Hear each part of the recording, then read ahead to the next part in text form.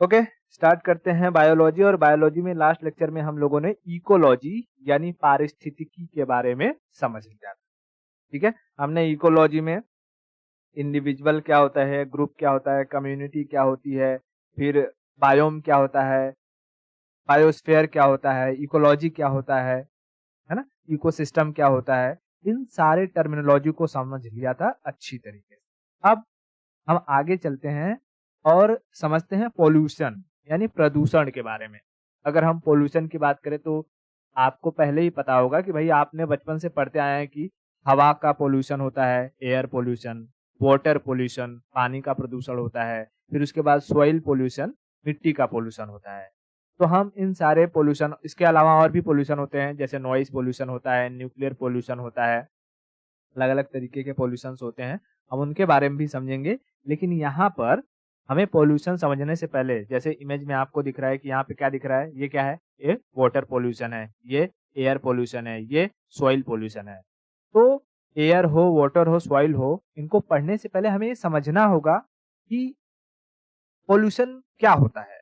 और बेसिकली हमें दो टर्मिनोलॉजी जो कई बार सुनने को मिलती है, एक को हम कहते हैं एनवायरोमेंटल पोल्यूशन और एक को हम कहते हैं एनवायरोमेंटल डिग्रेडेशन, यानी पर्यावरण प्रदूषण और पर्यावरण अवनमन। ये दो टर्मिनोलॉजी सुनने को मिलती है, तो हम इनके बारे में समझेंगे और उसके बाद टॉपिक को आगे बढ़ाएंगे। ठीक है, तो समझ में आ गया ओवरव्यू कि हमें पढ़ना क्या है। देखो, हमें पढ़ना है पोल्यूशन। पोल्यूशन माने प्रदूषण। ठीक है, प्रदूषण, प्रदूषण। अब देखो, ये जो पोल्यूशन होता है वो दो टाइप का होता है। पोल्यूशन तो जहां भी होगा, चाहे वाटर में होगा, एयर में होगा, सॉइल में होगा, होगा एनवायरमेंट में ही। तो एक को हम कहते हैं एनवायरमेंटल पोल्यूशन, एनवायरोमेंटल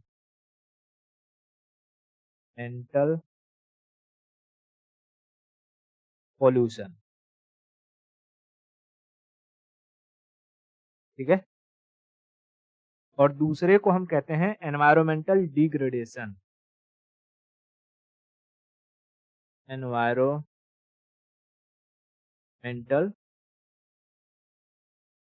डिग्रेडेशन। ठीक है, डिग्रेडेशन हिंदी में क्या कहते हैं, इसको कहेंगे पर्यावरण प्रदूषण, और इसको कहेंगे पर्यावरण अवनमन। अवनमन, ठीक है, अवनमन। अब समझते हैं कि इनमें डिफरेंस क्या है। देखो, जब कभी भी इंसानों के द्वारा किसी छोटे से एरिया में, इंसानों के द्वारा किसी छोटे से एरिया में प्रदूषण फैलाया जाए तो उसे हम कहते हैं एनवायरोमेंटल पोल्यूशन। यहाँ की पॉइंट क्या है, ड्यू टू ह्यूमन बीइंग। ठीक है, ड्यू टू ह्यूमन बीइंग, इंसानों के द्वारा किसी छोटे से एरिया में, इंसानों के द्वारा किसी छोटे से एरिया में जब प्रदूषण फैलाया जाता है तो उसे हम कहते हैं पर्यावरण प्रदूषण, एनवायरमेंटल पोल्यूशन। और ये पोल्यूशन कंटिन्यूअस होते रहता है। कैसा है, कंटिन्यूअस, लगातार। अब बताओ, क्या कभी ऐसा हो सकता है कि किसी देश में इंडस्ट्री न चले? इंडस्ट्री हर रोज चलती है, कारखाने हर रोज चलते हैं। क्या कभी हो सकता है कि किसी देश से ऑयल रिफाइनरीज बंद हो जाए? नहीं हो सकता है। क्या किसी देश में कंपनियां बंद हो जाएंगी? नहीं हो सकता है। क्या इंसान किसी चीज को प्रोड्यूस करना बंद कर देंगे? नहीं कर सकते हैं। तो ये जो पोल्यूशन है, एनवायरमेंटल पोल्यूशन है, ये कंटिन्यूअस होते रहता है। क्यों? क्योंकि इसमें ह्यूमन का इंटरफेरेंस होता है, ह्यूमन इंटरफेयर करते हैं। इसके अंदर आ जाते हैं आपके सॉइल पोल्यूशन, मृदा प्रदूषण, वाटर पोल्यूशन, नॉइज पोल्यूशन, है ना, या फिर तुम्हारा एयर पोल्यूशन, इसी तरीके से न्यूक्लियर पोल्यूशन, ये सारे के सारे आ जाते हैं। ये सारे के सारे आ जाते हैं। लेकिन अगर हम डिग्रेडेशन की बात करें तो डिग्रेडेशन का क्या मतलब होता है? डिग्रेडेशन होता है नेचर की वजह से, ड्यू टू नेचर। नेचर की वजह से जब किसी बड़े पैमाने पर लार्ज एरिया में पोल्यूशन फैलाया जाता है तो उसे हम कहते हैं डिग्रेडेशन। जैसे भूकंप, अर्थक्वेक। अर्थक्वेक क्या इंसान लाता है? हालांकि अर्थक्वेक के आने में इंसानों की एक्टिविटी का योगदान होता है, बट इतना ज्यादा नहीं।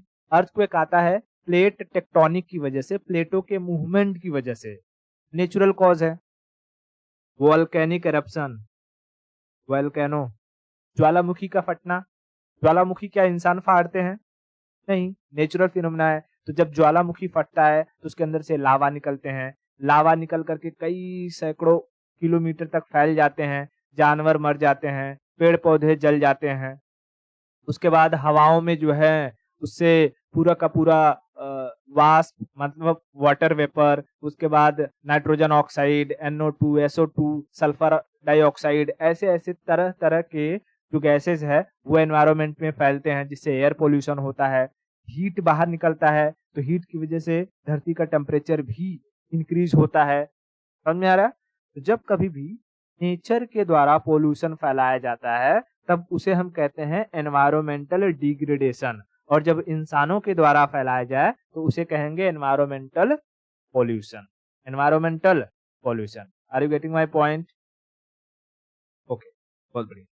अब समझो, ये जो पोल्यूशन को फैलाते हैं, जैसे पोल्यूशन को कौन फैलाएगा? धरती है। मान लेते हैं कि यहाँ पर हम देखते हैं ये जमीन है। इस जमीन पर ये सारा का सारा चीज गिरा हुआ है। ये जो डॉक्टर साहब है वो कुछ न कुछ उठा रहे हैं मटेरियल। इसमें हो सकता है कि प्लास्टिक हो, तरह तरह के दूसरे केमिकल्स हो सकते हैं, मेटल्स हो सकते हैं, है ना, गैसेस हो सकती हैं, ट्रैप हो सकती है इसके अंदर। कुछ न कुछ इसमें मिक्स हुआ है। तो इनकी गैसों की वजह से, उस केमिकल की वजह से, उस प्लास्टिक की वजह से ये पोल्यूशन फैल रहा है। तो जो पोल्यूशन को फैलाते हैं उसे हम कहते हैं प्रदूषक। पोल्यूशन को हिंदी में कहते हैं प्रदूषण। तो प्रदूषण को फैलाने वालों को प्रदूषक यानी पोल्यूटेंट, पोल्यूटेंट यानी प्रदूषक, प्रदूषक, प्रदूषक। ठीक है, प्रदूषक जो पोल्यूशन फैलाता है। Spread pollution. ठीक है, स्प्रेड पोल्यूशन जो पोल्यूशन को क्या करता है? फैलाता है। जो पोल्यूशन को फैलाता है उसे हम कहते हैं पोल्यूटेंट। क्या कहते हैं? पोल्यूटेंट। पोल्यूटेंट जो प्रदूषक को फैलाता है उसे हम कहते हैं पोल्यूटेंट। पोल्यूटेंट यानी प्रदूषक, प्रदूषक। समझ में आया? अब देखो, ये जो प्रदूषक होते हैं ये दो प्रकार के होते हैं। प्रदूषक कितने प्रकार के होते हैं? दो प्रकार के। एक तो ऐसे हैं जो अगर धरती पर पानी में चले जाएं तो अपने आप डिग्रेड हो जाएंगे, खत्म हो जाएंगे। उसे हम कहते हैं बायोडिग्रेडेबल। क्या कहते हैं? बायोडिग्रेडेबल। बायोडिग्रेडेबल।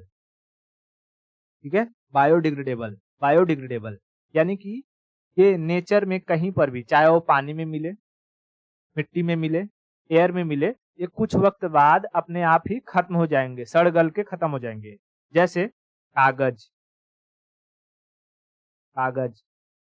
ठीक है, छिलका, किसी भी चीज का छिलका, आम का छिलका, केले का छिलका, सब्जी का छिलका, छिलका। ठीक है, कागज हो गया, छिलका हो गया, कोई भी पेड़ पौधा हो गया, कोई भी जानवर हो गया, इंसान हो गया जो मर गया। ठीक है, तो ये सारी की सारी चीजें जो गल जाए, सड़ जाए, उसे हम कहते हैं बायोडिग्रेडेबल।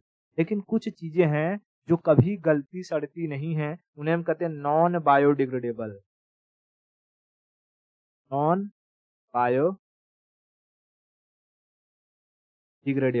ठीक है, नॉन बायोडिग्रेडेबल, ये कभी भी सड़ती गलती नहीं है।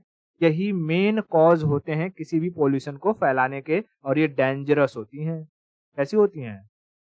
डेंजरस यानी खतरनाक होती हैं, नेचर के लिए खतरनाक होते हैं। इसका सबसे इंपॉर्टेंट एग्जांपल है प्लास्टिक। प्लास्टिक, ठीक है, लेड, कांच हो गया। ठीक है, प्लास्टिक, लेड। समझ में आ रहा है? ओके। तो पोल्यूटेंट कितने टाइप के होते हैं? दो टाइप के। कौन कौन से? Biodegradable, bio non degradable.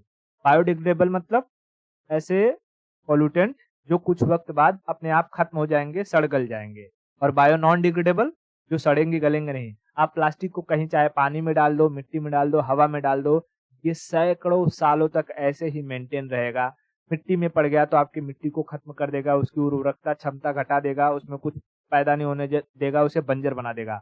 पानी में चला जाएगा तो पानी को पोल्यूट कर देगा। पानी के अंदर जो छोटे छोटे मछलियां हैं वो खा लेंगी तो उन्हें मर जाएंगे, कछुए खा लेंगे तो मर जाएंगे, किसी व्हेल के कान में चला गया, कहीं पर चला गया तो वो जानवर मर जाएंगे। पानी का ये पोल्यूशन कर देते हैं। ठीक है, इसी तरीके से अगर वो छोटे छोटे हो करके हवा में फैल गए और हमने सांस लिया, हमारे अंदर चली गई बॉडी के अंदर, तब भी वो हमारी बॉडी में जाकर के हार्म करेंगे, वो खत्म नहीं होंगे, एयर पोल्यूशन को फैला सकते हैं। तो इस पृथ्वी पर जो प्लास्टिक है वो बहुत ही खतरनाक है। इसलिए आप देखते हो कि प्लास्टिक को रिसाइकल किया जाता है।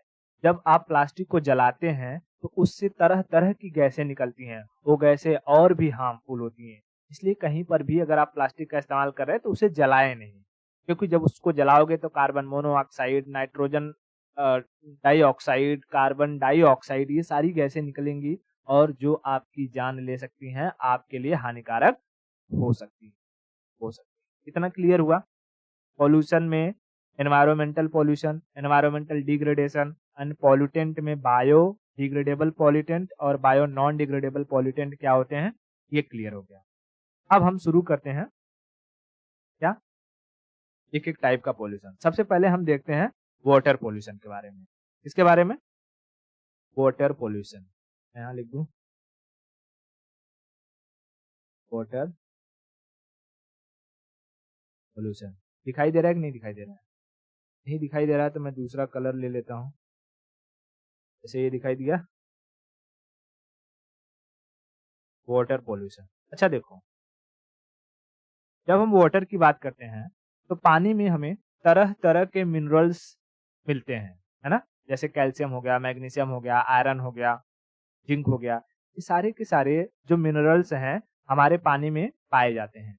लेकिन अगर यही मिनरल्स हमारे पानी में हद से ज्यादा बढ़ जाए, मतलब कि जैसे हमें रिक्वायरमेंट है किसी भी जो अ, ये मिनरल्स हैं, अगर वो 10⁻⁹ यानी नैनोमीटर के फॉर्म में प्रेजेंट हैं, नैनोमीटर के फॉर्म में प्रेजेंट है पानी में, तो उस पानी को अगर हम कंज्यूम करते हैं तो हमारे लिए कोई दिक्कत की बात नहीं है, वो नॉन डेंजरस है।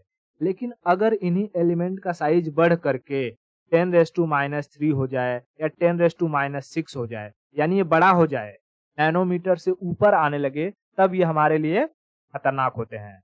तब क्या हो जाते हैं? खतरनाक होते हैं। तो जैसे पानी में ही अगर प्लास्टिक है तो प्लास्टिक की एक पर्टिकुलर साइज होगी कि जैसे उसे हम कहेंगे माइक्रो प्लास्टिक, एक को कहेंगे मैक्रो प्लास्टिक।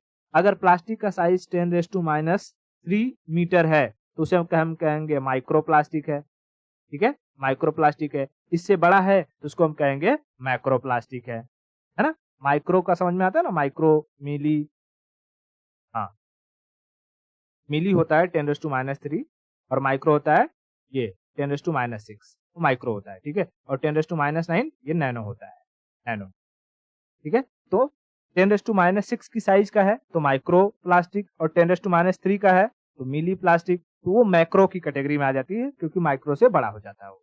ठीक है, अब देखो इसी तरीके से जब मैंने बताया कि जैसे आयरन है, पानी में आयरन पाया जाता है, अगर वो आयरन 10⁻⁹ यानी नैनोमीटर में है, इसमें नैनोमीटर में, तब तो हमारे हेल्थ के लिए अच्छा है। हमारे अंदर अगर आयरन की कमी है, हम नैनोमीटर में आयरन को कंज्यूम कर रहे हैं, जैसे टैबलेट बनाया जाता है तो टैबलेट में नैनो पार्टिकल के फॉर्म में आयरन्स को इंक्लूड कर दिया जाता है और हम उसे खा लेते हैं और हमारे बॉडी के लिए फायदेमंद होता है। लेकिन अगर नैनोमीटर से बड़ा हो जाए और उसे हम आयरन, लोहा हो गया, लोहा को खाना शुरू करेंगे तो हमें डिजीज हो जाएंगे, हमारी मृत्यु हो जाएगी। उसी तरीके से पानी के अंदर जितने भी मिनरल्स हैं, चाहे वो आयरन हो, कॉपर हो और कैल्शियम हो, अगर इनकी मात्रा बढ़ जाए तो हमारे लिए हानिकारक होते हैं। तो हम समझते हैं अच्छा इस पानी में इसकी मात्रा बढ़ जाने से हमें कौन कौन से डिजीज हो जाते हैं। वैसे मैंने डिजीज में पढ़ाया हुआ है, फिर भी मैं यहाँ पर बता देता हूँ। तो मैं एक जगह लिखता हूँ पॉल्यूटेंट। पॉल्यूटेंट मतलब प्रदूषक, और एक जगह लिखता हूँ डिजीज। डिजीज यानी उससे होने वाला रोग, उससे होने वाला रोग। पहला मैं लिखता हूँ Fe। Fe का मतलब क्या है? आयरन। ठीक है, आयरन। आयरन देखो, अगर हमारी पानी में आयरन की मात्रा बहुत अधिक हो जाएगी या उसका साइज बढ़ जाएगा, तब उस पानी को कंज्यूम करने से हमें सिरोसिस नामक बीमारी होगी। कौन सी बीमारी? सिरोसिस। ठीक है, सिरोसिस। सिरोसिस। अगर पानी में कॉपर कॉपर की मात्रा बढ़ जाए, तब इससे हमें विल्सन नामक बीमारी होती है। विल्सन। कौन सी बीमारी? विल्सन। विल्सन। अगर पानी में आर्सेनिक, क्या लिखता हूं,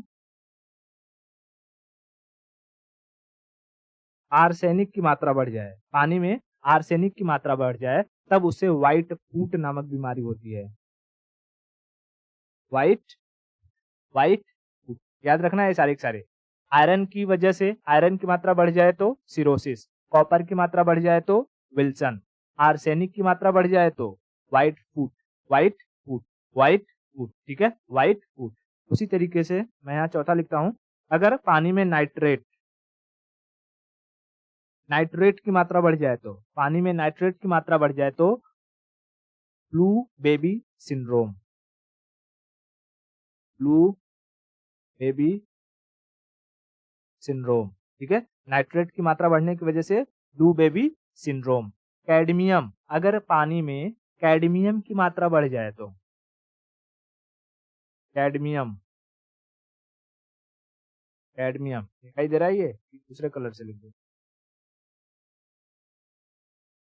कैडमियम, अगर पानी में कैडमियम की मात्रा बढ़ जाए तो इटाई इटाई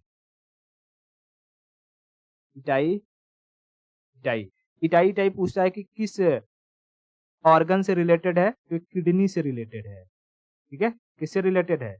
किडनी। किडनी। ठीक है, किडनी से रिलेटेड है बीमारी itai itai itai itai itai itai. उसी तरीके से अगर पानी में पारा, मर्क्यूरी मर्क्यूरी की मात्रा बढ़ जाए तो इससे मीनी माता नामक रोग हो जाता है। क्या होता है? मीनी माता। ठीक है, मिनी माता। मिनी माता। तो ये 6 डिजीज याद रखना है, जिसमें मिनरल्स के बढ़ जाने से हमें तरह तरह की बीमारियां हो सकती हैं। कौन कौन से? पहला तो आयरन बढ़ गया तो cirrhosis, copper Wilson, arsenic white foot, nitrate blue baby syndrome, cadmium itai itai और मर्क्यूरी मिनी माता है। इसमें देखो कोई ट्रिक नहीं है, आपको याद ही करना पड़ेगा। ठीक है, तो 2-4 बार पढ़ोगे आपको अपने आप याद हो जाएगा। क्लियर है ये? अब आगे चलते हैं।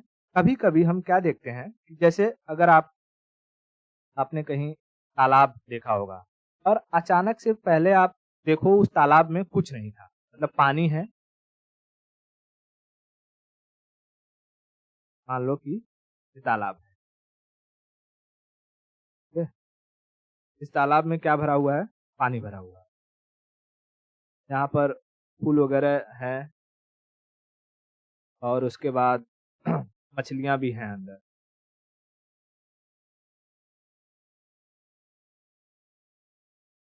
मछलियां हैं अंदर। ठीक है, टेंशन वाली कोई बात नहीं है, मछली वगैरह है।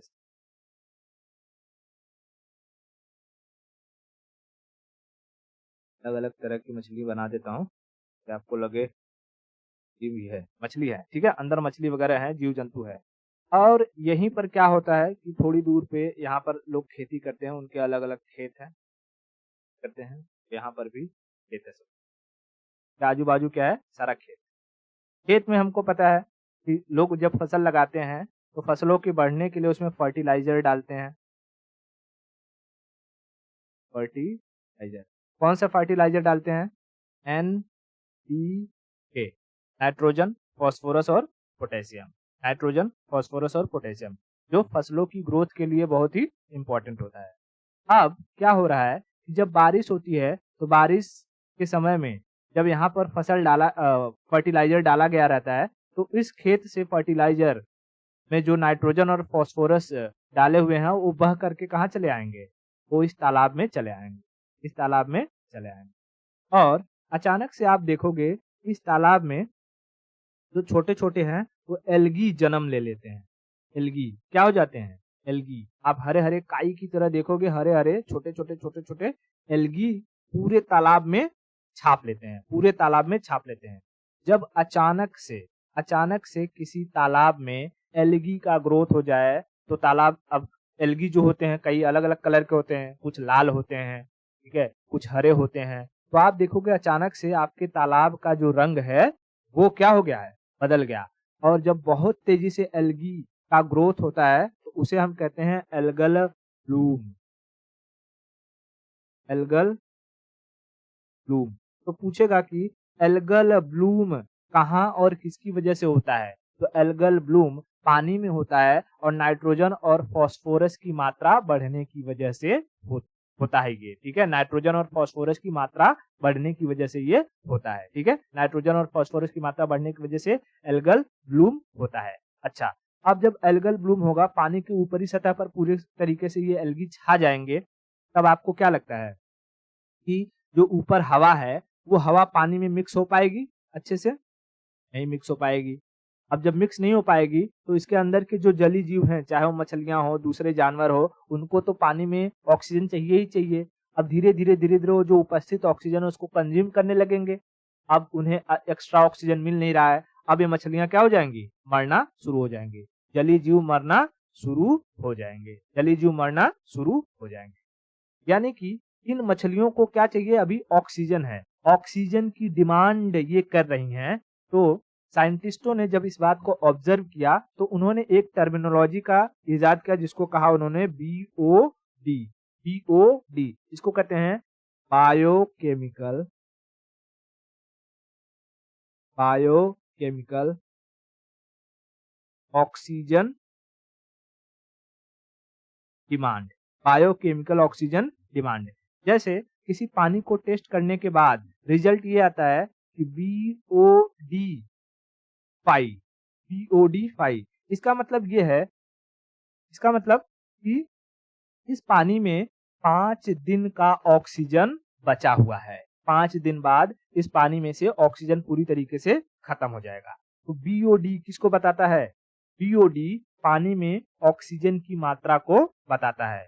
बीओडी पानी में ऑक्सीजन की मात्रा को बताता है, या यूं कह सकते हैं कि पानी में जो पॉल्यूटेंट है वो कितनी तेजी से ग्रोथ कर रहा है उसको बताता है। तो आप दोनों कह सकते हो कि पानी में ऑक्सीजन कितना बचा हुआ है उसकी मात्रा को बताएगा बीओडी, या पानी में फैलने वाले पॉल्यूटेंट को बताएगा कि ये कितनी तेजी से फैल रहा है, कितने दिन में, मतलब 5 दिन है तो 5 दिन में वो पूरी तरीके से फैल जाएगा और पानी में से ऑक्सीजन पूरी तरीके से खत्म हो जाएगा। ठीक है, तो बीओडी का फुल फॉर्म क्या है? Biochemical oxygen demand. Biochemical oxygen demand. क्या ऐसी घटना भारत में कहीं देखने को मिली है? तो हाँ, हैदराबाद में एक झील था, उसका नाम था हुसैन सागर। हैदराबाद हैदराबाद में क्या झील का नाम है? हुसैन सागर। हुसैन सागर। हुसैन सागर झील में हमें ये अलगल ब्लूम की घटना देखने को मिली थी, जिसकी वजह से उसमें की सारी मछलियों की क्या हो गई थी? सारी मछलियों की मृत्यु। तो आई होप ये जो वाटर पोल्यूशन है, वाटर पोल्यूशन आपको समझ में आया। वाटर पोल्यूशन, अब देखो वाटर पोल्यूशन सिर्फ इससे पोल्यूटेंट के, ये पोल्यूटेंट कैसे बढ़ते हैं? कुछ तो रीजन होते हैं, जैसे हमने जैसे इसमें बात करी कि भाई एल्गल ब्लूम हुआ तो यहाँ पर खेतों से जो नाइट्रोजन फास्फोरस है वो बहकर आ गए। कुछ रीजन होते हैं जो कंपनियां होती हैं, कंपनियों में जो भी कुछ प्रोडक्शन होता है तो पानी की जरूरत पड़ती है, तो उस पानी में अलग अलग तरीके के केमिकल मिक्स होकर के आते हैं, तो कंपनियां उस पानी को जो है प्यूरिफाई करके नहीं भेजती है। मतलब कि वो ये नहीं करती है कि वहां से उसके जो केमिकल है उसको निकाल लें और फिर सिर्फ खराब पानी बेचे। वो पानी में मिक्स जितने भी केमिकल है उनके साथ उसे नदी वगैरह में छोड़ देते हैं, जिसकी वजह से नदियां पोल्यूट होती जा रही हैं। गंगा का पानी देखो धीरे धीरे पहले साफ हुआ करता था, लेकिन अब धीरे धीरे उसमें इतना पोल्यूशन हो चुका है कि कुछ सालों में अगर यही हालत रही तो गंगा पूरी तरीके से इस देश की जो माता मानी जाती है, जिसको लोग पूजा करते हैं, वो पूजनीय नहीं रह पाएगी। ऐसी कई सारी नदियां हैं जो विलुप्त हो गई हैं इंसानों की इंसानों की करतूतों की वजह से। इंसान लगातार प्लास्टिक का इस्तेमाल करता है, उसे नदी नालों में कहीं पर भी फेंकते जा रहा है, जिसकी वजह से ये प्लास्टिक पहुंच जा रहे हैं नदी नालों के थ्रू समुंदर में। और ये चीज का हमें प्रूफ दिखाई देता है जब कभी भी समुंदर में सुनामी आती है, तो समुंदर अपना सारा कचरा उठा करके फेंक देता है वापस से इन्हीं शहरों में, और उस वक्त समझ में आता है कि हमने समुंदर में इतना कचरा कर डाला है। तो समुंदर में जब ये प्लास्टिक के छोटे छोटे टुकड़े या थैलियां जाती हैं, तो ये जा करके वहां के जलीय जीवों को, वहां के जो अंदर पाए जाने वाले कोरल्स होते हैं, उन सबको नुकसान पहुंचाती है। और यही पानी अगर आप यहाँ आ रहा है और आप उसे पी रहे हैं, तो सोचो आपकी हालत क्या होगी।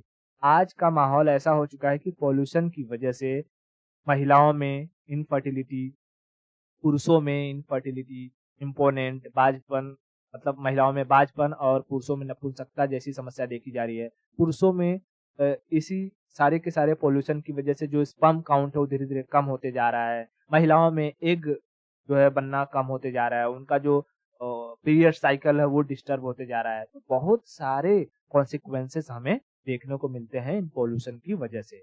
और खास तौर पर जो पानी है, पानी तो हमारे जीवन का आधार है। अगर पानी पोल्यूट होता रहता है तो हम फिर क्या पिएंगे और रहेंगे कहाँ पर। इंसान खाने के बगैर एक बार रह सकता है, बट पानी के बगैर। ठीक है, तो वाटर पोल्यूशन क्लियर हो गया। अब आगे हम चलते हैं सॉइल पोल्यूशन की। ठीक है, सॉइल पोल्यूशन, सॉइल पोल्यूशन को हम कहते हैं मृदा प्रदूषण।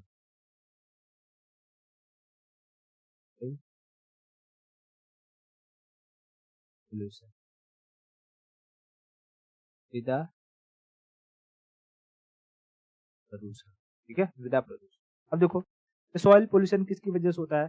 पहली चीज तो एक हो जाती है कि हाई फर्टिलाइजर का इस्तेमाल करने की,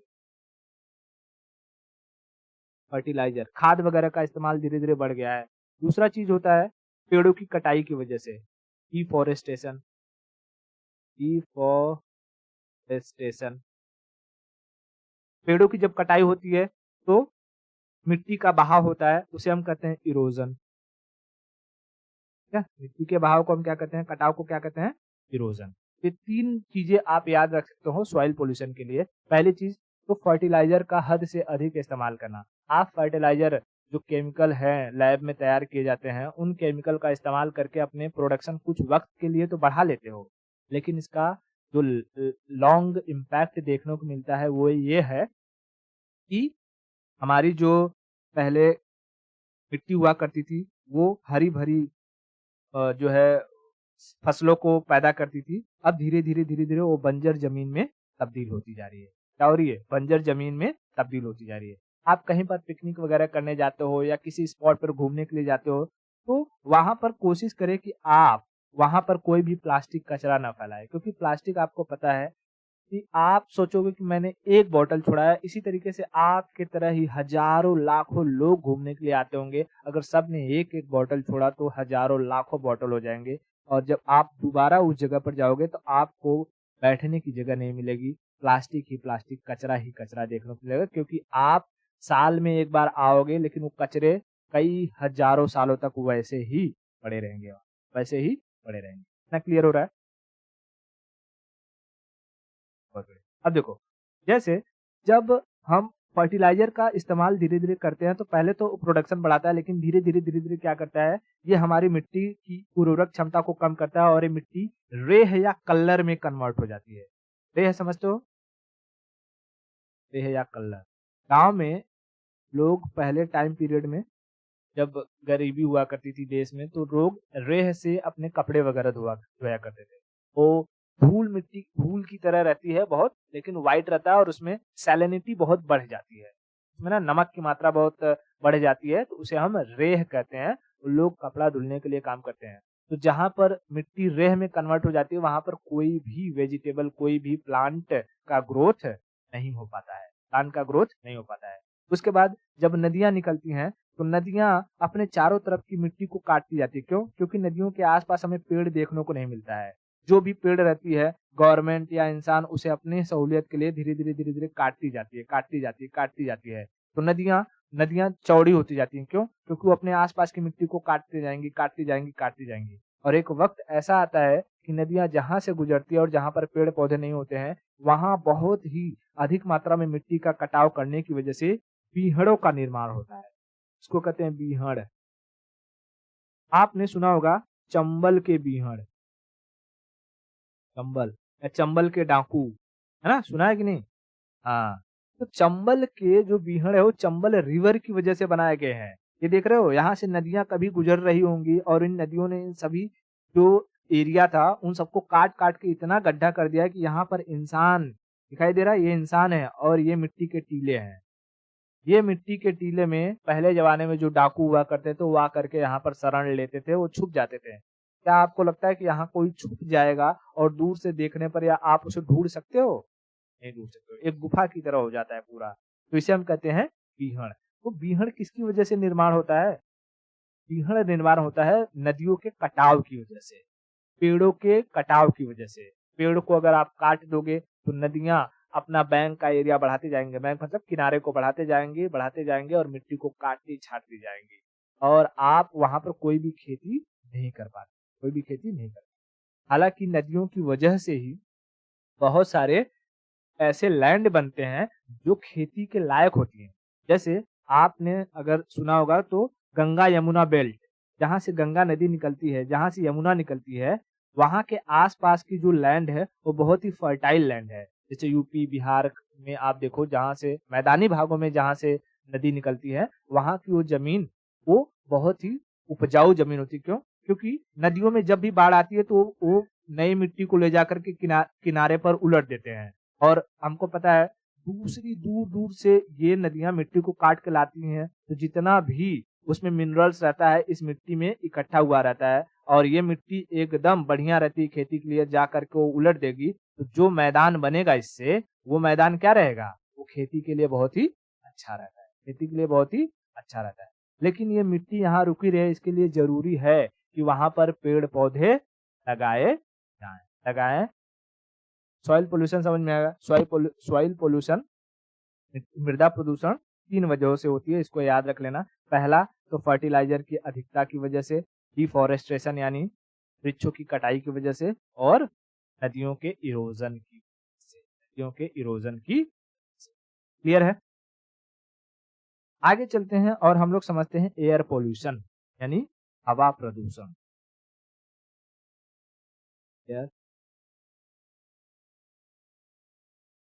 एयर पोल्यूशन, हवा प्रदूषण। अब देखो हवा प्रदूषण कैसे होगा? मोस्टली ये तो गैसों के जरिए होता है। गैसेस अलग अलग तरीके से गैसेस निकलती हैं। आप चूल्हे पे खाना बनाते हो, वहां से गैस निकलती है। आप जो है गाड़ी चलाते हो, गाड़ी से गैस निकलती है। आप फैक्ट्री चलाते हो तो फैक्ट्री से निकलने वाला धुआं, वहां से गैस निकलता है। कुछ आप कोयला जलाते हो तो वहां से गैस निकलता है। जो भी चीज हम जलाते हैं वहां से गैस ही गैस निकलती है। और जैसे ही आप कोई लकड़ी जलाओगे तो ऐसा नहीं कि लकड़ी जलने के बाद उसमें से सिर्फ गैस ही निकलेगी, उस लकड़ी के छोटे छोटे काले काले पार्टिकल्स भी आपको उस गैस में दिखाई देते हैं। इन छोटे छोटे पार्टिकल्स को कहा जाता है एरोसोल। क्या कहते हैं? एरो यानी हवा में मिले हुए छोटे छोटे particles, small dust particles mixed air. समझ में आया? छोटे छोटे जो पार्टिकल जब हवा में मिक्स हो जाते हैं, डस्ट पार्टिकल या किसी भी चीज के पार्टिकल, तो उसे हम एरोसोल कहते हैं। अब आप सोचो कि कोई ऐसा एरिया है जहां पर पत्थर को तोड़ा जा रहा है, हाँ, पत्थर को छोटे छोटे टुकड़ों में किया जा रहा है। तो आपने देखा होगा cement industry. Cement industry, cement industry, cement कैसे बनेगा? बड़े पत्थर होते हैं, उन्हें छोटा छोटा किया जाता है, छोटा छोटा करके फिर उन्हें पीस दिया जाता है तो सीमेंट का रूप ले लेते हैं। तो जब सीमेंट के लिए पत्थरों को पीसा जाता है, उन्हें के छोटे छोटे टुकड़े किए जाते हैं, तो वहां से आप देखोगे उसके छोटे छोटे पार्टिकल्स जो है वो हवा में मिक्स होते रहते हैं, हवा में मिक्स होते रहते हैं।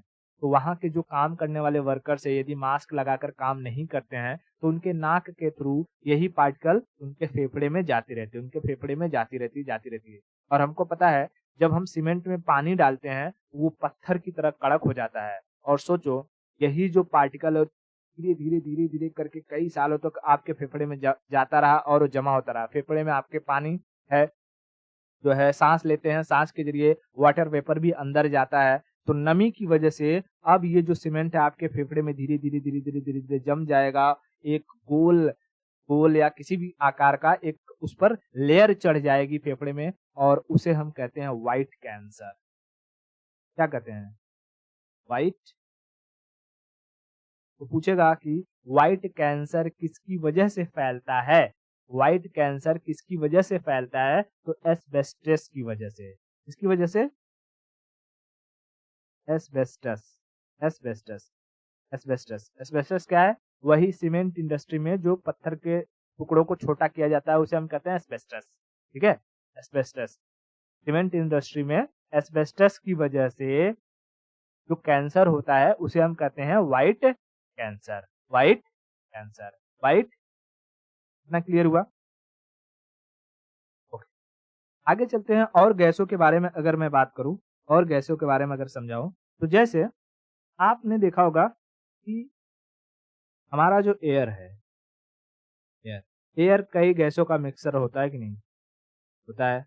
कार्बन डाइऑक्साइड होते हैं, ऑक्सीजन होते हैं, नाइट्रोजन होते हैं, है ना?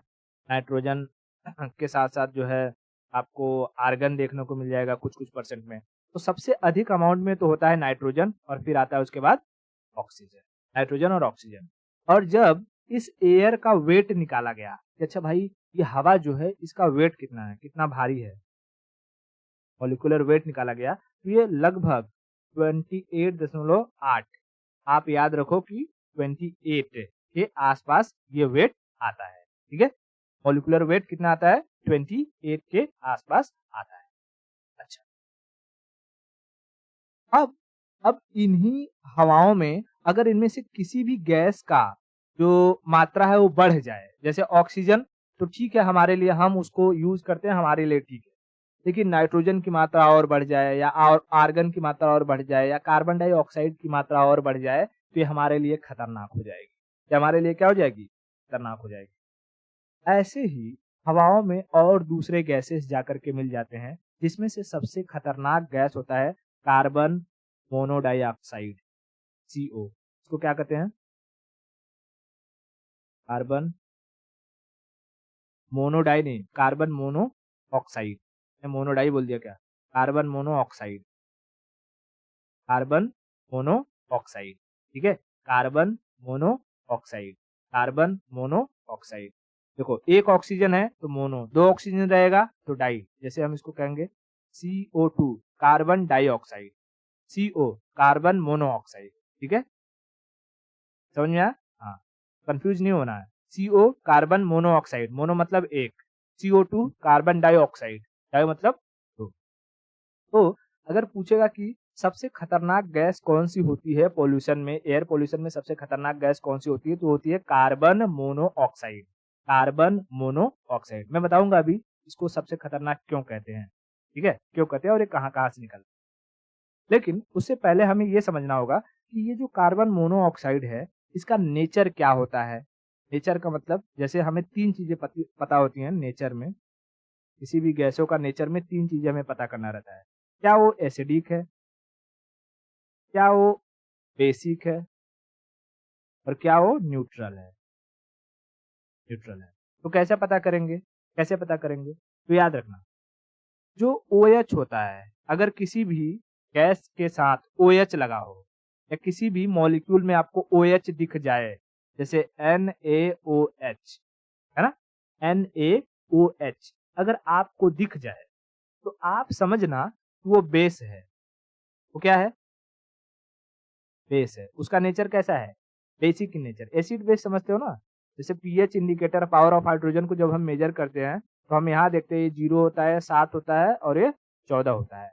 तो अगर कोई भी किसी भी एलिमेंट, लिक्विड या सॉलिड का अगर पीएच 7 से कम होते जाता है, तो उसे हम एसिडिक इन नेचर कहते हैं, और 7 से बड़ा हो जाता है तो उसे हम बेसिक इन नेचर कहते हैं। 7 रहता है किसी का पीएच तो उसे हम न्यूट्रल कहते हैं। क्लियर?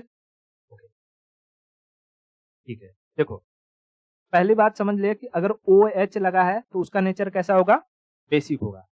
और अगर किसी भी मॉलिक्यूल में एक ऑक्सीजन है, सिंगल ऑक्सीजन है, सिंगल ऑक्सीजन है, उसका नेचर होता है वो न्यूट्रल रहता है। कैसा रहता है? न्यूट्रल। और एक से अगर अधिक हो गया, मोर देन, मोर देन 1, तब उसका नेचर कैसा होता है? एसिडिक होता है, एसिडिक। समझ में आ गया? OH है तो बेसिक नेचर, एक ऑक्सीजन है तो न्यूट्रल है, और एक से अधिक ऑक्सीजन है तो एसिडिक है। तो इस बेसिस पे बताओ CO2 का नेचर क्या होगा? एक ऑक्सीजन है या एक से अधिक? एक से अधिक है, तो कैसा हो जाएगा? एसिडिक। लेकिन कार्बन मोनोऑक्साइड का नेचर कैसा होगा? इसका नेचर होगा ये न्यूट्रल है, ये न्यूट्रल है, ठीक है, न्यूट्रल है। अब ये दूसरा सवाल पूछता है कि अच्छा ये जो कार्बन मोनोऑक्साइड है, जैसे मैं यहाँ लिखूं CO, कार्बन मोनोऑक्साइड, नेचर क्या था? न्यूट्रल। अब इसका पूछता है कि इसका अच्छा वेट, मॉलिक्यूलर वेट, ये हवा से भारी है या हल्की है? हवा से भारी है या हल्की है? तो इसके लिए हमें कार्बन का वेट और ऑक्सीजन का वेट मेजर करना होगा। कार्बन का वेट होता है, कितना होता है जी? 12, और ऑक्सीजन का होता है 16। दोनों को ऐड करेंगे तो 28। तो लगभग हमने हवा का भी यहाँ वेट निकाला था, कितना आया था? लगभग 28। मतलब हवा से थोड़ी सी हल्की होती है, इसलिए हवा से थोड़ा नीचे ही रहेगा, ठीक है, थोड़ा नीचे रहेगा, हवा से थोड़ा नीचे रहेगा। क्यों? क्योंकि इसका 28 है और हवा का 28.8 होता है, तो लगभग समझ के चलो। इसका वेट कितना है? 28। ये हवा से थोड़ा नीचे रहेगा। अगर मान लो एनवायरनमेंट में हवा का लेवल ये है, तो कार्बन मोनोडाइऑक्साइड जो रहेगी वो यहाँ रहेगी, उससे सटी रहेगी, ठीक है। आगे अगर हम बात करें कि पूछता है कि अच्छा बताओ इसका क्या कोई कलर होता है? क्या हमें दिखाई देता है? क्या इसका कोई टेस्ट होता है? क्या इसका कोई स्मेल होता है? तो नहीं, ये कलरलेस, ऑर्डरलेस, ऑर्डर मतलब स्मेल, ऑर्डरलेस और टेस्टलेस। कलरलेस, ऑर्डरलेस और टेस्टलेस गैस है। कलरलेस, ऑर्डरलेस और टेस्टलेस गैस है। ये इतनी खतरनाक गैस है कि पूरे एयर पोल्यूशन में जितना पोल्यूशन दूसरे गैसों का मिलाकर नहीं होता, 50% जो पोल्यूशन होता है ये इसी कार्बन मोनोडाइऑक्साइड की वजह से होता है। हवा में जो प्रदूषण होता है उसका 50% जो जिम्मेदार है वो कौन है? Carbon monodioxide, sorry, carbon monoxide, carbon monoxide, carbon monoxide. ये कहाँ से निकलता है? तो जब हम कोई भी चीजों को आधा जलाते हैं, हाफ बर्न करते हैं, जैसे आपने लकड़ी जलाया, लकड़ी को आधा जला के छोड़ दिया तो आप देखते हो ना लकड़ी में से आग सुलगती रहती है, सुलगती रहती है, सुलगती रहती है, तो उसमें से निकलता है कार्बन मोनोऑक्साइड। जो आपकी गाड़ियां होती है, गाड़ियां जब चलती हैं तो गाड़ियों के अंदर से भी निकलती है कार्बन मोनोऑक्साइड, लेकिन गाड़ियों में फिल्टर लगा दिया जाता है जो उस कार्बन मोनोऑक्साइड को कार्बन डाइऑक्साइड में कन्वर्ट कर देती है। तो जो काला काला धुआं दिखाई देता है वो कार्बन मोनोऑक्साइड नहीं, कार्बन डाइऑक्साइड होता है। क्यों? अभी समझाता हूँ। ये कार्बन मोनोऑक्साइड ना, कार्बन मोनोऑक्साइड जो होती है ये बहुत ही खतरनाक होती है। ये अगर हमारे लंग्स में चली जाती है, लंग्स में चली जाती है, तो हमें पता है कि हमारे लंग्स के एल्वियोली में आता है कौन? ब्लड। और ब्लड के अंदर क्या होता है? हीमोग्लोबिन। हीमोग्लोबिन हमारे लंग्स से क्या ले जाता है? ऑक्सीजन। लेकिन अगर हीमोग्लोबिन ने देख लिया किसको? कार्बन मोनोऑक्साइड को, तो ये ऑक्सीजन को छोड़ देगा और कार्बन मोनोऑक्साइड को लेकर के चला जाएगा। क्योंकि हीमोग्लोबिन सबसे ज्यादा पसंद करता है कार्बन मोनोऑक्साइड के साथ, वो सबसे ज्यादा रिएक्शन करता है कार्बन मोनोऑक्साइड के साथ। अगर हीमोग्लोबिन एक इंसान होता और ये ऑक्सीजन और कार्बन मोनोऑक्साइड उसकी गर्लफ्रेंड होती, तो अगर उसे चूज करना रहता है कि वो किसे चूज करेगा, तो कार्बन मोनोऑक्साइड को चूज करेगा। और इसीलिए जब आप धुएं में जाते हो, तो आप जब धुआं लेते हो तो ये हीमोग्लोबिन ऑक्सीजन को छोड़ करके कार्बन मोनोऑक्साइड को पकड़ता है और पूरे शरीर में फैलाता है। और धीरे धीरे शरीर में क्या होने लगती है? ऑक्सीजन की कमी, हमारा दिमाग काम करना बंद कर देता है, हमें चक्कर आता है, हम गिर जाते हैं। अगर ये बहुत देर तक हो गया तो इंसान की मौत हो जाएगी, इंसान की मौत हो जाएगी। इसीलिए कार्बन मोनोऑक्साइड को गला घोटू गैस कहते हैं। क्या कहते हैं? गला घोटने वाला गैस, फ्लोटिंग गैस। समझ में आया? गला घोटू। आपको लगेगा कि आपका दम घुट गया और आपकी मृत्यु हो जाएगी, आपका दम घुट गया और आपकी मृत्यु हो जाएगी। समझ में आया? अच्छा, ये जो कार्बन मोनोऑक्साइड है, कार्बन मोनोऑक्साइड है, ये सबसे अधिक कहाँ-कहाँ से निकलता है? तो याद रखना, सबसे अधिक निकलता है कोल से, कोयले से, फिर उसके बाद पेट्रोल से, फिर उसके बाद जो है डीजल से निकलता है, डीजल से, ठीक है? डीजल। कहेगा कि कम कहाँ से निकलता है? कम, तो जो हम एलपीजी का इस्तेमाल करते हैं, लिक्विफाइड पेट्रोलियम गैस, एलपीजी, उसके उसके बाद उस जो सबसे कम है, कम हो जाए, कम, सबसे कम, उसके बाद फिर निकलेगा सीएनजी से, सीएनजी में थोड़ा ज़्यादा निकलता है, और जो एलएनजी होता है, लिक्विड नाइट्रोजन गैस होता है, इसमें सबसे ज़्यादा निकलता है, ठीक है? तो सबसे कम एलपीजी, फिर सीएनजी, फिर एलएनजी। इन सब में क्या है? मिनिमम निकलता है। इसीलिए आप देखोगे तो गवर्नमेंट कोयले से शिफ्ट होकर के चाहती है कि जो लोग हैं, वो कोयले पर खाना या लकड़ी पर खाना ना बनाएँ, वो एलपीजी वगैरह का इस्तेमाल करें। गाड़ियाँ जो है वो डीज़ल, पेट्रोल पर ना चल कर के एलपीजी या सीएनजी पर चलना शुरू हो जाए। इतना समझ में आया? अब क्या होता है कि हमारे नेचर में कुछ ऐसे सीड प्रेज़ेंट होते हैं, जिनका इस्तेमाल करके हम ऑयल बना सकते हैं, और वो ऑयल से जो कार्बन मोनोऑक्साइड होती है, वो बहुत ही कम मात्रा में निकलती है। तो ऐसे ऑयल को, अब जैसे उन्हें पूरी तरीके से इस्तेमाल नहीं कर सकते, बट उनका हम मिश्रण कर सकते हैं। जैसे हमारे पास पेट्रोल है, और पेट्रोल में अगर हम थोड़े अमाउंट में एक रेप सीड आता है, रेप नहीं लड़के, रेप सीड, ठीक है? रेप सीड, या जट्रोफा आपने सुना होगा, जट्रोफा, जट्रोफा, या एक रतन जोत, ये सुना होगा, है ना? तो इनके जो सीड होते हैं, इनके सीड से निकाल लो कुछ ऑयल, और ये ऑयल को कहाँ कर दो? पेट्रोल में मिक्स कर दो। तो ये पेट्रोल में, अगर जैसे 1 लीटर पेट्रोल था, 1 लीटर पेट्रोल में आपने आधा लीटर क्या मिक्स कर दिया है? ये रेपसीड या जेट्रोफा या रतन जोत का तेल मिला दिया है, तो ये पेट्रोल अभी भी गाड़ी को चलाने के लिए एबल है, बट इससे जो सीओ मैक्सिमम अमाउंट में निकलता था, अब ये कम निकलने लगेगा। किसकी वजह से? इस ऑयल की वजह से। तो ऐसे ऑयल को हम कहते हैं बायोफ्यूल। आपने एक कंसेप्ट बहुत न्यूज में देखा होगा कि बायोफ्यूल पर जो सरकार है, वो बहुत जोर दे रही है। सरकार चाहती है कि जो गन्ना है, गन्ने के खोया जो रहता है, जिससे हम रस निकाल के उसे फेंक देते हैं, तो उस खोया से क्या बनाया जाए? तेल निकाला जाए। जो राइस है, राइस का जो छिलका है, उससे भी तेल निकाला जाए। समझ में आया? तो ऐसे ऐसे कोई भी पदार्थ जिससे तेल निकाल करके, मतलब ऐसा कौन सा पदार्थ? बायोडिग्रेडेबल पदार्थ, जिससे तेल निकाल करके हम उसका इस्तेमाल पेट्रोल मिक्सिंग में या डीजल में कर सकते हैं, तो उसे हम कहते हैं बायोफ्यूल।